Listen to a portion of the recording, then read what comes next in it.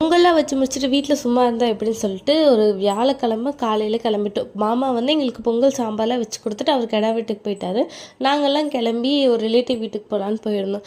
ஒட்டஞ்சத்திரம் பக்கத்தில் வடகாட்டு மலை இருக்குல்ல, ஹில் ஸ்டேஷன் அங்கே தான். சரி கிளைமேட்டுக்கும் நல்லாயிருக்கும், கொஞ்சம் ரிலாக்ஸாக போன மாதிரி இருக்குன்னு சொல்லிட்டு எல்லோரும் கிளம்பிட்டோம். பாப்பாவை அத்தைக்கிட்ட வண்டியில் கொடுத்துட்டு நாங்கள் 2 பேர் வண்டியில் கிளம்பிட்டோம். பைக்கில் போனோமா, ரொம்ப நாள் ஆச்சு தனியாக பேசிட்டு போய்.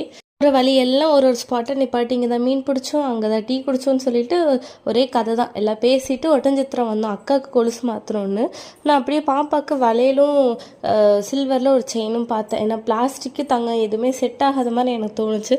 தங்கம் போட்டுருந்தா கொஞ்சம் பயமாக தான் இருக்குது. அப்புறம் பிளாஸ்டிக்லாம் வேண்டாம், அப்புறம் கயிறு எதுவுமே வேண்டாம்னு சொல்லிட்டு இது வாங்கிக்கலாம்னு சொல்லி வாங்கிட்டு அவளுக்கு கேப்பும் வாங்கிட்டு வந்துட்டோம். திருப்பி ஒரு டீ ஸ்பாட்டெல்லாம் போட்டுட்டு ஸ்நாக்ஸ் எல்லாம் சாப்பிட்டு அவங்களுக்கு ஃப்ரூட்ஸு ஸ்நாக்ஸ் எல்லாம் வாங்கிட்டு மேலே ஏற கிளம்பிட்டோம். கிறிஸ்டின் காலேஜில் தான் அவர் படித்தாரா.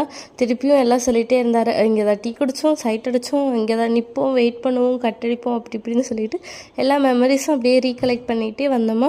கருப்பணசாமி கோயில் இருந்துச்சு, அங்கே எல்லாம் பூஜை நடந்ததுனால சாமி கும்பிட்டு தம்பி எங்களோட வண்டியில் ஜாயின் பண்ணிக்கிட்டான். அவன் கூட பேசிக்கிட்டு அப்படியே மெல்லமாக அந்த கிளைமேட்டுக்கு ஜாலியாக அப்படியே போயிட்டு இருந்தோம். ஏன்னா வீட்டுக்குள்ளேயே இருந்துட்டு கொஞ்சம் வெளியே வரதான் நல்லாயிருக்கு. வீடு, பாப்பா, ஹஸ்பண்ட் 3 பேர் தான். அப்படியே ஒரு 2-3 மாதமாக இப்படியே இருந்ததுனால கொஞ்சம் மைண்டு ரிலாக்ஸ் ஆகணுன்றதுனாலே மெயினாக வண்டியிலே வந்தோம். எல்லாம் வேடிக்கை பார்த்துட்டு அப்படியே பேசிட்டு ஸ்நாக்ஸ் சாப்பிட்டுக்கிட்டே வந்தோம். வந்து அவங்க வீட்டில் மதியம் லஞ்ச் சாப்பிட்டு தாத்தா பாட்டி மேலே தான் இருக்காங்களா. மேலே அவங்க